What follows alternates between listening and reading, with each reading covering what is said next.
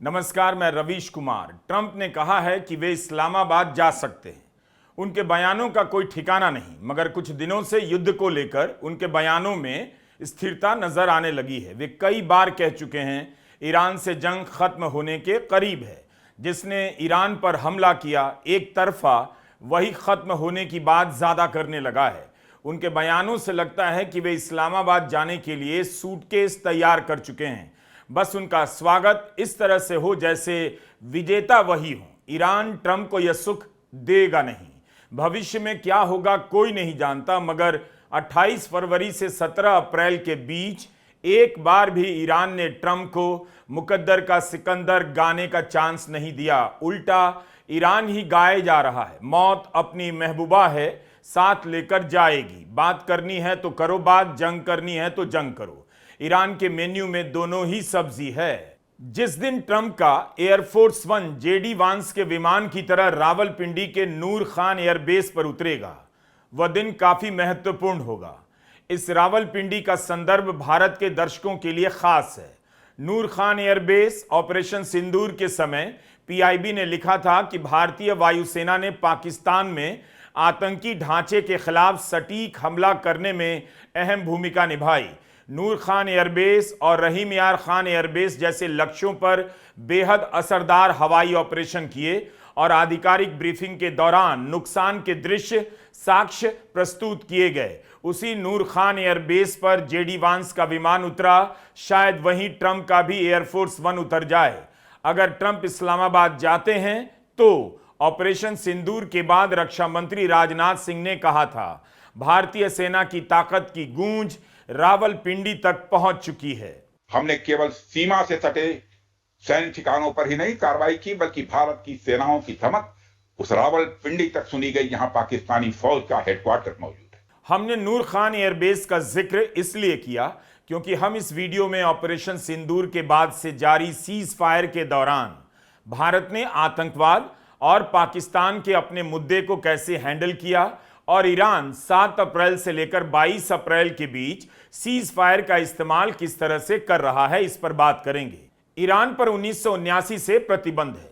4 दशकों से अधिक समय तक प्रतिबंध झेलने वाला ईरान 1 महीने के भीतर अमेरिका की सबसे ताकतवर हस्तियों को 2-2 बार अपने पड़ोस में बात करने के लिए जमीन पर उतार दे, वह भी अपनी शर्तों पर, तो इस नजारे को सांसें रोककर और आहें भरकर देखने की जरूरत है। I would go to Pakistan, yeah. Pakistan has been great. They've been so good. Islamabad, I might go. Yeah. If the deal is signed in Islamabad, I might go. The field marshal has been great. The prime minister has been really great in Pakistan. So I might go. They want me. 7 अप्रैल को Iran की सभ्यता का अंत की धमकी देने वाले Trump Islamabad में ईरान से बात कर रहे होंगे। सोचकर ही हंसी छूट जानी चाहिए और गुदगुदी मच जानी चाहिए। खुद ही मिटाने की धमकी, खुद ही सीज फायर और खुद ही ऐलान कर रहे हैं इस्लामाबाद जाएंगे डील साइन करने। ईरान से कौन आएगा? वही टीम जो इस्लामाबाद जा चुकी है। तो अमेरिका के राष्ट्रपति, ईरान के विदेश मंत्री और स्पीकर से बात करने इस्लामाबाद जाएंगे, या फिर तब ईरान की तरफ से राष्ट्रपति पेजेश्कियां इस्लामाबाद आएंगे? यह तो प्रोटोकॉल की बात हो गई। परमाणु कार्यक्रमों को लेकर ईरान ने पहले ही अमेरिका की कई बातें मानी थीं। ओमान के विदेश मंत्री ने कहा था, ईरान बहुत सारी रियायतें देने पर राजी हो गया, संवर्धित यूरेनियम की मात्रा में वृद्धि नहीं करने पर मान गया, तब भी ट्रंप खुश नहीं हुए।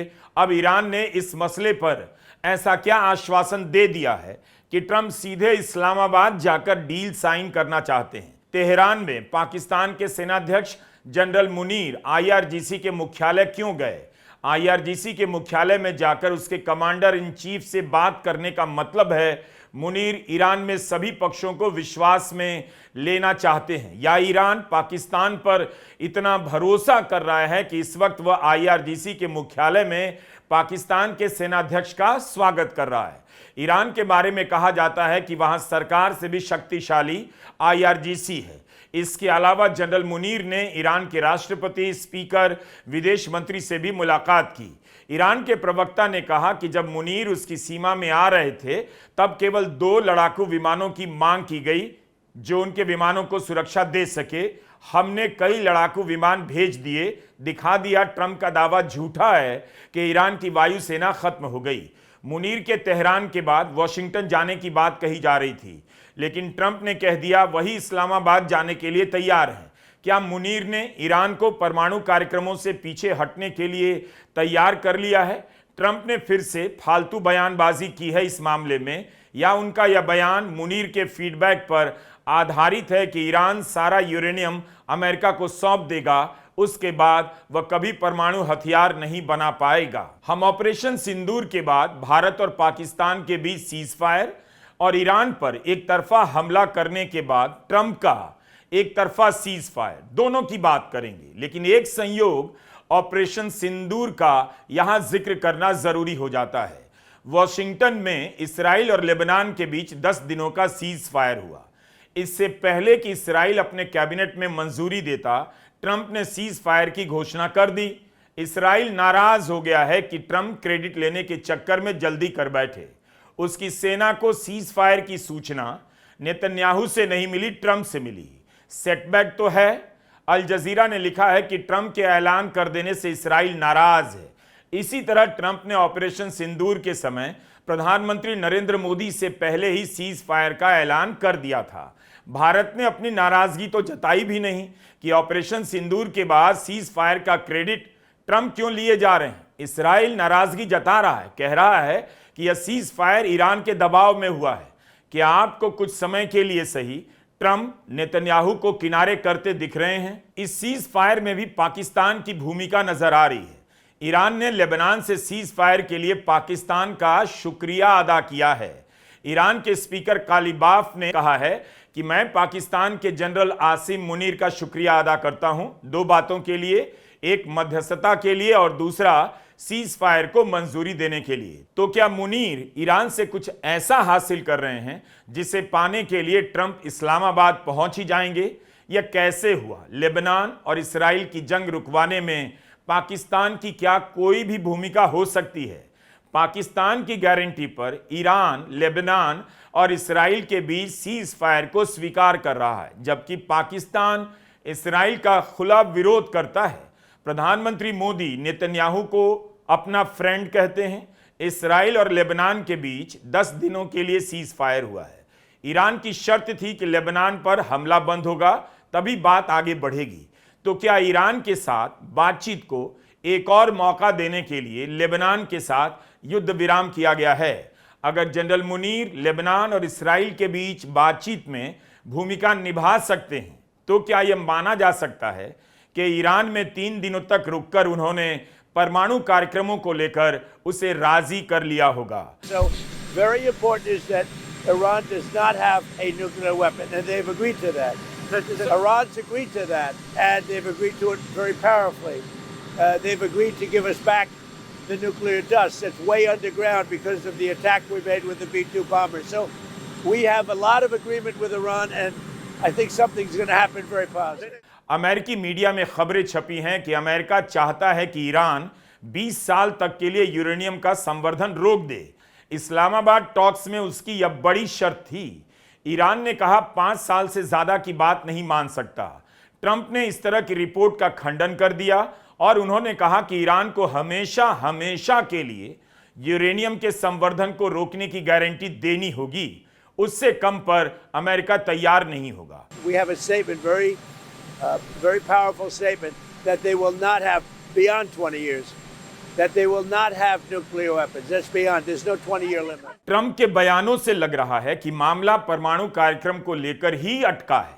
अगर डील होगी तो इसी मैटर में प्रगति के बाद। ईरान से इस दावे पर कोई आधिकारिक बयान नहीं आया है, मगर अखबारों में खबरें छपी हैं कि ईरान ने कहा है अमेरिका झूठ बोल रहा है।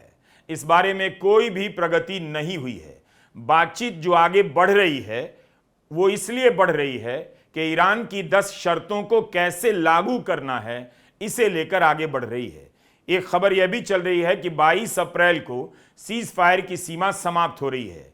उसे आगे बढ़ाने के लिए अंतरिम तौर पर कोई डील हो सकती है। तब तो ट्रंप का इस्लामाबाद जाना मुश्किल लगता है। हो सकता है ट्रंप इस्लामाबाद जाने की बात कर ईरान को संदेश दे रहे हैं कि हम तैयार हैं, आप कुछ मान भी लीजिए और हमें इस युद्ध से बाहर निकलने में थोड़ी मदद कर दीजिए। सीरिया से अमेरिकी सैनिकों की वापसी को लेकर कयास लगाए जा रहे हैं, मगर ट्रंप ने ईरान पर हमले से पहले ही कह दिया था सीरिया से अपनी सेना हटाएंगे। क्या ट्रंप इन सैनिकों का इस्तेमाल ईरान पर जमीन से चढ़ाई के लिए करेंगे? इस चढ़ाई की बात कई दिनों से हो रही है, मगर ट्रंप अभी तक हिम्मत नहीं कर पाए। उधर खबरें भरी पड़ी हैं कि अमेरिका फारस की खाड़ी में तैनाती बढ़ा रहा है। 10,000 सैनिक भेजे गए हैं। मिडिल ईस्ट के लिए हजारों की संख्या में सैनिक रवाना हो रहे हैं। कई सारे युद्धपोत भेजे गए हैं, तैनात कर दिए गए हैं। हो सकता है ट्रंप आगे की जंग की तैयारी में हो, लेकिन इन बातों से ईरान पर असर नहीं। वह जंग से घबराकर अमेरिका के आगे झुकता हुआ नजर नहीं आ रहा। हमने शुरुआत में ऑपरेशन सिंदूर का जिक्र किया। ऑपरेशन सिंदूर और ऑपरेशन एपिक फ्यूरी की तुलना नहीं की जा सकती। दोनों का स्केल काफी अलग है, मगर ऑपरेशन सिंदूर भले 88 घंटे ही चला, लेकिन इसमें दुनिया की 2 परमाणु शक्तियां आमने सामने तो थीं। जंग लंबी चलती तो इसका असर भी ईरान से कम नहीं होता। भारत ने जंग शुरू कर कैसे खत्म की, ईरान ने जंग शुरू नहीं की, लेकिन उसने जंग कैसे खत्म की, इसकी भी चर्चा जियोपॉलिटिक्स के किसी कोने में की जानी चाहिए। आज 17 अप्रैल है। 22 अप्रैल 2025 को पहलगाम में आतंकी हमला हुआ था।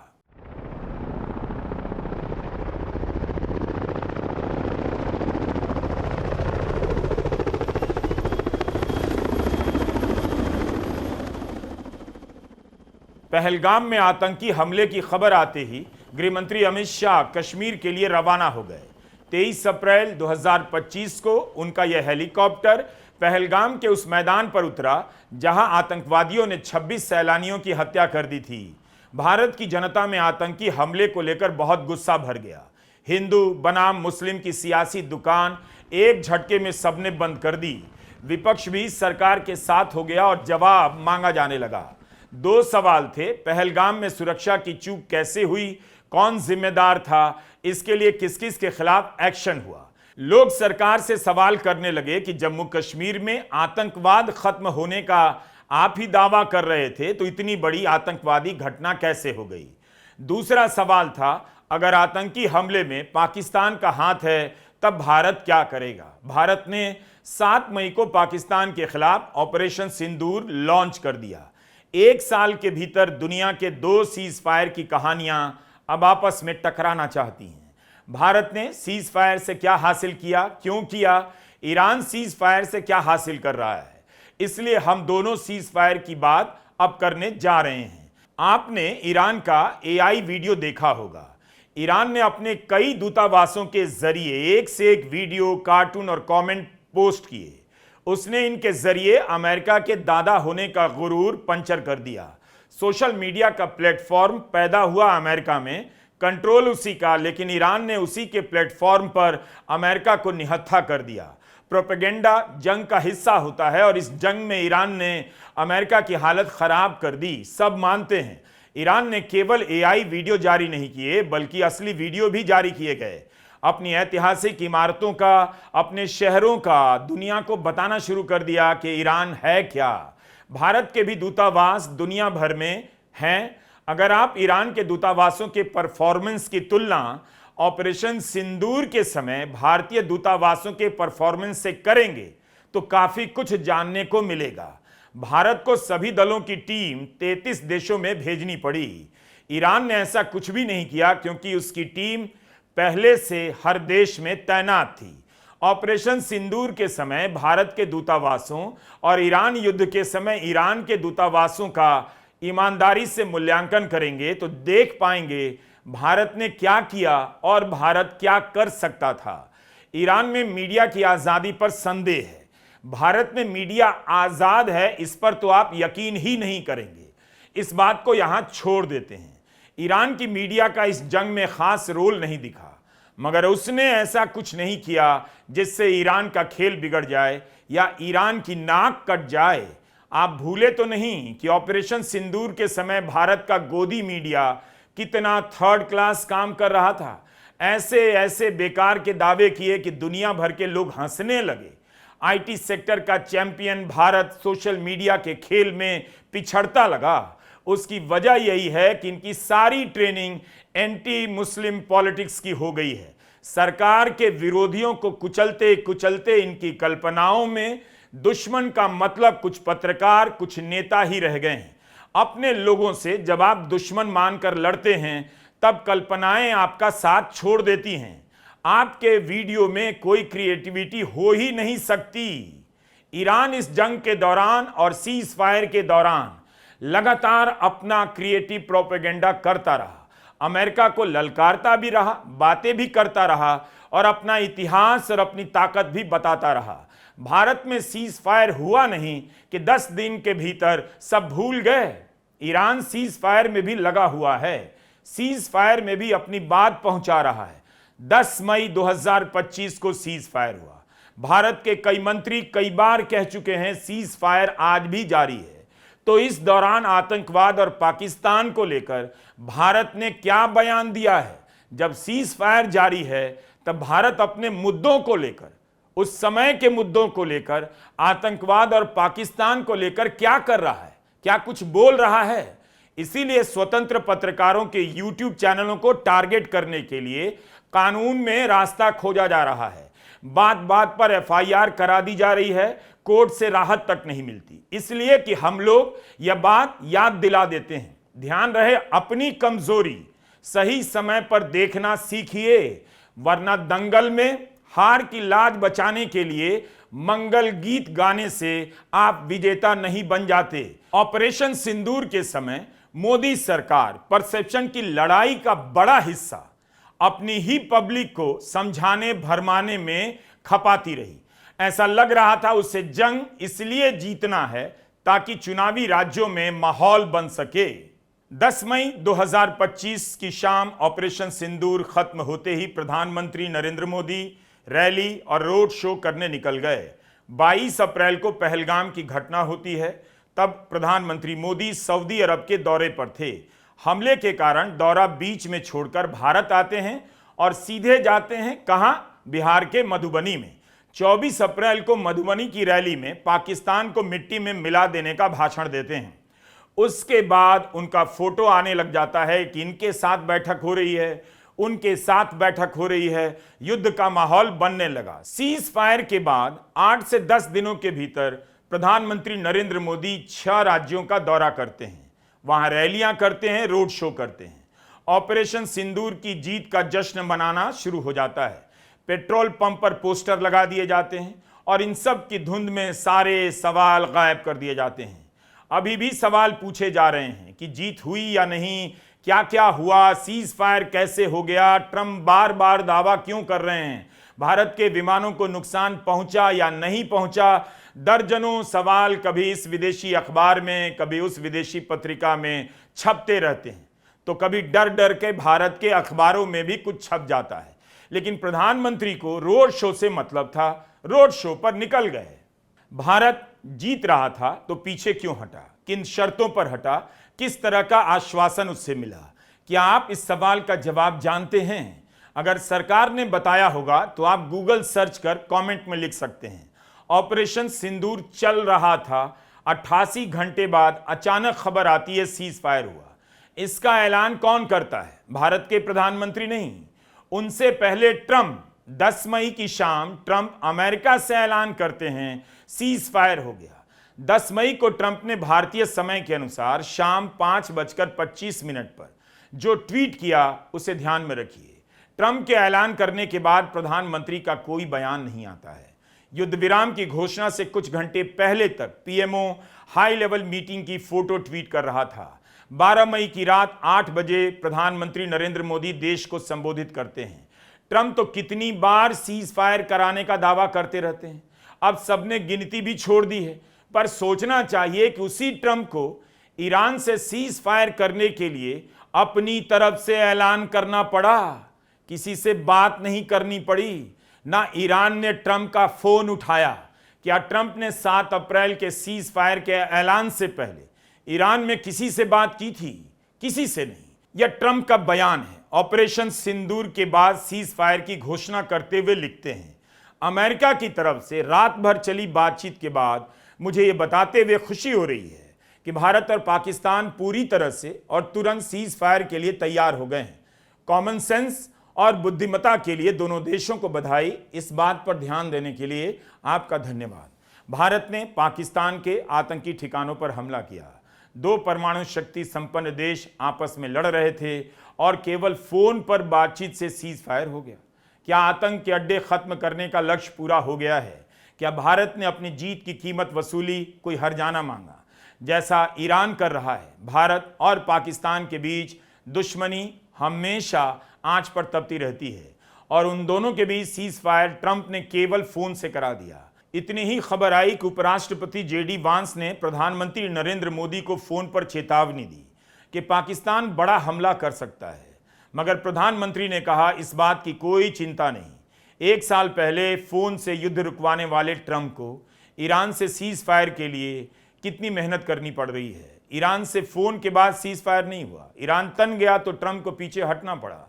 इसलिए अभी जो हो रहा है उसके चश्मे से ऑपरेशन सिंदूर और ईरान के साथ सीज फायर को देखेंगे, काफी कुछ जानने को मिलेगा, क्योंकि अब आपके पास 1 साल के भीतर 2 सीज फायर हैं और दोनों को देखने का एक नया पैमाना है। पाकिस्तान के अलावा ईरान है। किसी भी युद्ध का क्या मकसद होता है? हमला किया और लौट आए। पिछले साल ट्रंप ने वह भी किया। अमेरिका ने जून 2025 में ईरान पर B-2 बॉम्बर से हमला किया, लेकिन 12 दिन बाद युद्ध रोक दिया। उसके बाद परमाणु कार्यक्रमों को लेकर ईरान से बातचीत भी हुई। चल ही रही थी कि अमेरिका ने दोबारा अपनी तरफ से 28 फरवरी को ईरान पर हमला कर दिया।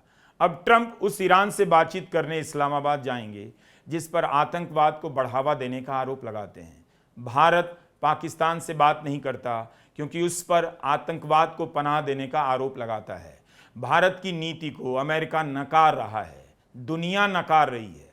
अमेरिका पाकिस्तान से बात कर रहा है और भारत अपनी इस नीति पर चुप है। सब इसी इंतजार में हैं कि कोई बड़ा मुद्दा आ जाए ताकि इन सब सवालों पर जनता को सोचने का मौका ना मिले। करते रहिए बिग इवेंट और बिग न्यूज़ का ड्रामा, लेकिन सवाल तब भी लौट आते हैं। बीच समंदर में फेंका हुआ सामान एक दिन साहिल पर लौट आता है। पाकिस्तान लगातार कूटनीतिक बढ़त हासिल कर रहा है। भारत की यही कोशिश थी कि पाकिस्तान को जगह ना मिले। सऊदी अरब, चीन, ईरान, अमेरिका सब पाकिस्तान पर भरोसा जता रहे हैं। अगर ऑपरेशन सिंदूर जारी है तो भारत आतंकवाद और पाकिस्तान के रिश्तों को लेकर बोल क्यों नहीं रहा? इतने चुनाव चल रहे हैं देश में, चुनावों में तो भाषण दिए ही जा सकते हैं। सवाल है इस पर चुप्पी क्यों है? इस बार के चुनावों में पाकिस्तान को लेकर बार बार भाषण क्यों नहीं हुए? पाकिस्तान के रोल पर भारत का क्या कहना है? आखिर भारत कुछ ना कहने वाला देश क्यों बनता जा रहा है? नमस्कार, मैं रवीश कुमार।